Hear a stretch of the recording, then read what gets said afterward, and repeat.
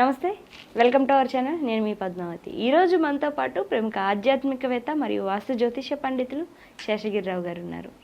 నమస్కారం గురువుగారు. నమస్తే అమ్మ. గురువుగారు, మే నెలలో చూసుకున్నట్టయితే గనక మకర రాశి వారికి అసలు గోచారం ప్రకారం ఏ విధంగా ఉంటుందంటారు? దాంతోపాటుగా వీరు ఈ నెలలో ఎటువంటి విషయాల్లో జాగ్రత్త పాటించడం ద్వారా మరింత శుభదాయకంగా ఉండే అవకాశం ఉందంటారు? ఇక మే నెలలో కొద్దిగా బాగుండే రాశుల్లో కొద్దిగా మకర రాశి కూడా ఒకటిగా చెప్పచ్చు. ఎందుకంటే మకర రాశికి ఇప్పుడు ప్రస్తుతం ఒక్కొక్క గ్రహ స్థితి కూడా వీళ్ళకి అనుకూలకంగానే గోచారం అనేది మారటం అనేది ఒకటి. రెండోది ఏంటంటే మనకి ఇటీవలే వీళ్ళకి కూడా ఏళ్ళనడిచని వెళ్ళిపోయింది కనుక ఇక్కడి నుంచి ఏంటంటే లోగడ ఏవైతే వీళ్ళని కొంతవరకు సమస్యలు ఉన్నాయో ఆ సమస్యలు ఒక్కొక్కటి ఛేదించుకుంటూ ముందుకు రావటం అనేది జరుగుతుంది. అంటే మనం ఇంటి నిర్మాణం ప్రారంభించాం, కానీ అంతగతం ఉన్న ఏళ్ళనడిచని ప్రభావం వల్ల అది ఏదో విధంగా ఆగిపోయింది. సో అలా ఆగిపోయిన పనులు ఏవైతే ఉన్నాయో అవి ఇంటి నిర్మాణాలు అవ్వచ్చు, లేదా మనం చేస్తున్న వ్యాపారాలు స్టార్ట్ చేద్దామని వాయిదాలు వేస్తూ వచ్చినవి రావచ్చు. అలా ఏవైతే వాయిదా పడుతూ వచ్చినవి కానీ ఆగిపోయి ఉన్నవి కానీ అవి మళ్ళీ ముందుకు వెళ్ళడానికి ఈ నెలంతా కూడా చాలా చక్కటి గ్రహస్థితి వీరికి అనువుగా ఉంది, తోడుగా. సో అందుకని ఆరోగ్యంగా అయితే పురోభివృద్ధి అనేది ఒకటి. తర్వాత వృత్తి ఉద్యోగాలు వాటి కోసం శ్రమ పడుతున్న వాళ్ళు ఎవరైతే ఉన్నారో, అంటే మనం శ్రమ పడుతున్నాం కానీ మనకి ఫలితం రావట్లేదు, వృత్తి శ్రమ ఎక్కువ ఉంది రాబడి తక్కువ ఉంది అని బాధపడుతూ విలపిస్తున్న మన ఉద్యోగులు ఎవరైతే ఉన్నారో వారికి కూడా ఈ నెల ఎంతో కొంత ఆకస్మికంగా మంచి ఫలితాలు రావడానికి అవకాశాలు ఎక్కువగా కనిపిస్తున్నాయి. అయితే మనకి కావాల్సిందల్లా ఏంటి అంటే కనుక ధనం అనేది ఖచ్చితంగా సమృద్ధిగా రావటం అనేది అయితే ఉంటుంది. కానీ ఎప్పుడైతే ఈ ధనస్థానంలోకి వచ్చేప్పటికి ఏంటంటే మనకి మే 18వ తారీఖు మధ్యాహ్నం నుంచి యావరేజ్గా మే 18, 19 అనుకోండి. సో ఇక్కడ ఈ రాహు అనేవాడు ధనస్థానంలోకి వస్తాడు వీళ్ళకి. కనుక వచ్చిన ధనాన్ని సద్వినియోగం చేసుకోవటం అనేది చాలా అవసరం. సో సద్వినియోగం చేసుకోవటము అంటే కనుక ఖచ్చితంగా ఇప్పుడు బంగారం మీద పెట్టడమా, భూముల మీద పెట్టడమా, సో ఇళ్ళ మీద పెట్టడమా, ఇలా వాటి మీద పెట్టినట్టయితే కనుక తప్పకుండా భవిష్యత్తులో మరింత మంచి పొందడానికి అయితే ఉంటుంది. కాకపోతే దేని మీద వీళ్ళు పెట్టుబడి పెట్టకూడదు అంటే కనుక, సో దేని మీద పెట్టుబడి పెట్టకూడదు అంటే కనుక ఖచ్చితంగా ఇతరులతో కలిసి సాధ్యమైనంత వరకు ఏడాది పార్ట్నర్షిప్లు చేయకుండా ఉండటం అనేది అవసరం. పార్ట్నర్షిప్లు ఉంటే కనుక మనకి దగ్గర కొద్దిగా డబ్బు ఉంది కదా, వేరే వాళ్ళతో కలిసి పెడదాం అనుకుంటే కనుక అది నష్టపోయే సూచనలు ఉన్నాయి. సో అందుకని ఆ విషయంలో కొంత నియంత్రణ అనేది అవసరం. సో ఆ పార్ట్నర్షిప్ల వ్యవహారాలకు మాత్రం ఈ నెలలో కొంతవరకు దూరంగానే ఉండటం అనేది. సో మధ్య మధ్యలో ఈ నెలని కాదు, మనం మధ్య మధ్యలో వచ్చేటప్పుడు అంటే ఎప్పుడైతే ఈ రాహు ఇప్పుడే ఉండడు, ఇంచుమించు సంవత్సరంన్నర దాకా అదే ప్లేస్లో ఉంటాడు. కాకపోతే మిగతా గ్రహస్థితి అంతా బాగున్నప్పుడు ఏంటంటే ఒక్కొక్కసారి దాని యొక్క నష్టాలు కానీ తీవ్రత కానీ కొంత తగ్గుతుంది. సో ఇప్పుడు కానీ కొంత అది ఈ నెలలో మాత్రం కొద్దిగా ముందుకి ఫాస్ట్గా పార్ట్నర్షిప్లో వెళ్ళడానికి లేదు. సో తర్వాత రెండోది ఏంటంటే కనుక మళ్ళీ ఈ యొక్క పెట్టుబడులు ఏవైతే ఉన్నాయో అంటే మనకి ఖాళీ స్థలాలు అనేది ఒకటి, తర్వాత కట్టేసిన ఇల్లులు ఒకటి. సో అంటే ఈ నెలలో మనం ఖాళీ ఉన్న భూముల మీద పెట్టటే మంచిది అవుతుందా, లేదా కట్టేసిన వాటి మీద పెడితే మంచి అవుతుందా? ఇలా ఆలోచించినట్టయితే కనుక రెండిట్లో కంపారిజన్ తీసుకుంటే కట్టేసినవే మీకు మంచిది ఈ నెల.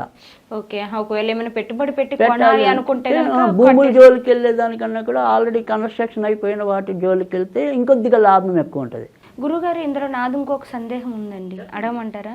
ఇప్పుడు ఒకవేళ కట్టేసి కొనాలి అనుకుంటే ఇండివిజువల్గా ఉన్న హౌస్ తీసుకోవడం బెటర్ అంటారా, లేకుంటే మనకు అపార్ట్మెంట్స్లో ఫ్లాట్స్ ఉంటాయి కదా, సో ఇట్లా ఇన్వెస్ట్ చేయడం వల్ల ఇంకాస్త బెనిఫిట్స్ ఉండే అవకాశం ఉంటుందంటారా? అంటే ఎప్పుడైనా సరే అవకాశం ఉంటే మాత్రం ఇండిపెండెంట్ హౌస్లు కొంటమే మంచిది, మీకు కొంత ఆ వెసులుబాటు ఉంటే కనుక. ఎందుకంటే వీళ్ళది మకర లగ్నం అంటేనే అది శనికి సంబంధించింది, కొద్దిగా ఆయన ఇండిపెండెంట్ నేచర్ అనేది ఎక్కువ ఉంటుంది.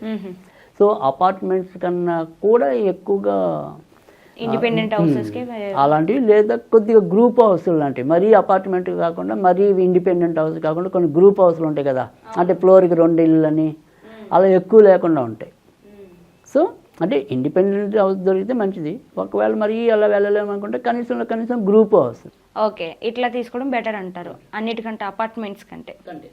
సో అలా వెళ్ళినప్పుడు అయితే కనుక మరింత లాభం పొందడానికైతే ఉంటుంది. సో విద్యార్థులు ఖచ్చితంగా పై చదువులకు వెళ్ళడానికి వీలుగా గ్రహస్థితి అనేది కనిపిస్తుంది. తర్వాత ఇప్పటిదాకా ఏదైనా సరే ఇలా అల్లచిల్లరగా తిరిగిన వాళ్ళలో కూడా ఆకస్మికంగా బుద్ధి మార్పు.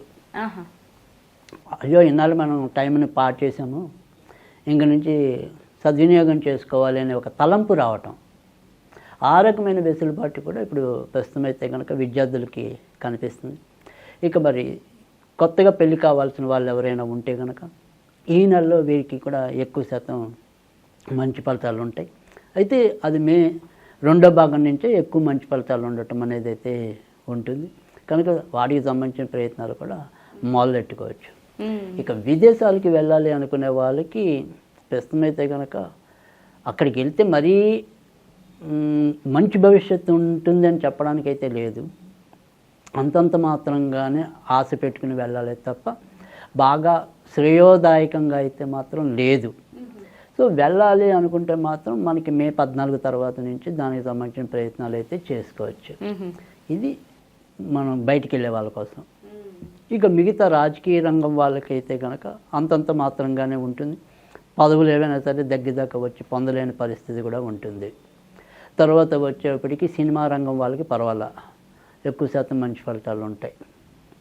ఇంకా వేరే రంగాల కంటే వ్యాపారం, అంటే ఇప్పుడు సినిమా పరిశ్రమ కాకుండా మనకి వైద్య రంగము, సో ఈ వైద్య రంగంలో ఉన్న వారికి కూడా ఎక్కువ శాతం మంచి ఫలితాలు ఉంటాయి. భవన నిర్మాణ రంగంలో ఉన్న వాళ్ళకి, అంటే రియల్ ఎస్టేట్ అలాంటి వాళ్ళకి మంచి ఫలితాలు ఉంటాయి. సో సాధ్యమైనంత వరకు అయితే ఎక్కువ శాతం అయితే మంచి ఫలితాలే ఉన్నాయి. సో నామకే వస్తే ఏమైనా సరే కొంతవరకు ఇబ్బందులు ఉంటాయి, అవి మొదటి భాగంలోనే వీళ్ళకి కూడా ఉంటాయి. కానీ పర్వాలేదు, వీళ్ళదైతే మరీ అంత గడ్డు గోచారం అయితే ఇప్పుడు లేదు. సో ఎంతో కొంత ముందుకెళ్ళే పరిస్థితి, ఆశాజనకమైన మార్పులే ఎక్కువగా కనపడుతుంది. కాకపోతే జాగ్రత్త పడాల్సిందల్లా ఏంటి అంటే కనుక కొద్దిగా అందులో ఎవరికైతే కొద్దిగా హార్ట్కి సంబంధించిన ప్రాబ్లం అయితే ఉంటుందో వాళ్ళు మాత్రం కొద్దిగా జాగ్రత్తగా ఉండండి. మిగతా వాళ్ళకి పెద్దగా చెప్పుకోదగిన అనారోగ్యం ఉండదు. టెంపరీగా ఏదైనా ఉంటే కాలు గుంజటం అలాంటివి ఏమైనా ఉండొచ్చు, కొద్దిగా నరాలు ఇలా అన్నట్టు ఉంటాం, అంతే తప్ప మరీ ఫ్రీక్వెంట్గా ఇబ్బంది పెట్టే అనారోగ్యాలు అయితే ఉండవు. సో అది కూడా పర్వాలేదు చాలా వరకు. గురువుగారు, మరి ఈ మకర రాశి వారు ఈ నెలలో చేసుకునే ఏవైనా రెమెడీస్ కానీ లేకుంటే ఏదైనా ఒక మనం చెప్పుకునే ఈ స్విచ్ వర్డ్ కానీ ఏమైనా చేయడం ద్వారా మరింత మంచి ఫలితాలు కలగడానికి ఏమున్నాయంటారు? తప్పకుండా మకర రాశి వాళ్ళు ఈ నెలంతా కూడా ఎక్కువగా శ్రీకృష్ణుడిని అయితే కనుక పూజిస్తే కనుక ఎక్కువ మంచి ఫలితాలు రావటం అనేది, తర్వాత వీళ్ళు డబ్బు విషయంలో వీళ్ళకి ప్రణాళికలు అవన్నీ కూడా కరెక్ట్గా ఉండడానికి ఆస్కారం ఉంటుంది. సో ఈ మకర రాశికి మనం ఏదైనా చెప్పింది ఏంటంటే కనుక ఏదైనా సరే ఇబ్బంది పడితే ఆ డబ్బులు పెట్టుబడి పెట్టడం కానీ ఇన్వెస్ట్మెంట్ చేయడం అలాంటి వాటిలోనే ఏమైనా సరే చిన్న చిన్న మిస్టేక్స్ అది కూడా మే 18 తర్వాత చేయడానికి అవకాశం ఉంటుంది. సో అందుకని ఆ రకమైన ఇబ్బందులు లేకుండా నష్టాలు లేకుండా కూడా ఉండటానికి కూడా ఇదే శ్రీకృష్ణుడి ఆరాధన అనేది ఉపయోగపడుతుంది. సో అందుకని వాళ్ళు ఏదైనా సరే చదువుకోవాలి అనుకుంటే కనుక మధురాష్టకం అని ఉంటుంది శ్రీకృష్ణుడిది. సో ఆ మధురాష్టకం అనేది ప్రతిరోజు చదువుకుంటే కనుక తప్పకుండా మంచి ఫలితాలు ఉంటాయి. లేదు వాళ్ళకి తెలిసినవి ఏమైనా ఇంకేదైనా శ్రీకృష్ణుడు చదువుకున్నా పర్వాలేదు కానీ బట్ మధురాష్టకం అయితే కనుక బాగానే ఉపయోగపడటం అనేది అయితే జరుగుతుంది. తర్వాత ఇంకా ఏదైనా సరే మరి బుధవారాల పూట అప్పుడప్పుడు మరి ఇంట్లో శ్రీకృష్ణుడి ఫోటో ఉంటే కనుక అటుకులు నివేదన చేసినట్టయితే కనుక తప్పకుండా మంచి ఫలితాలు రావటం అనేది అయితే ఉంటుంది. ఇక స్విచ్ వర్డ్గా చెప్పుకోవాలి అనుకుంటే కనుక లోటస్ ఇది సాధ్యమైన చదువుకుంటే మంచి ఫలితాలు ఉంటాయి. చాలా చక్కగా వివరించారు గురుగారు. అయితే మకర రాశి వారికి ఏ విధంగా ఉంటుందో పాటుగా ఎటువంటి పరిహారాలు చేసుకోవాలి అనేది కూడా చాలా చక్కగా వివరించారు. ధన్యవాదాలు గురుగారు.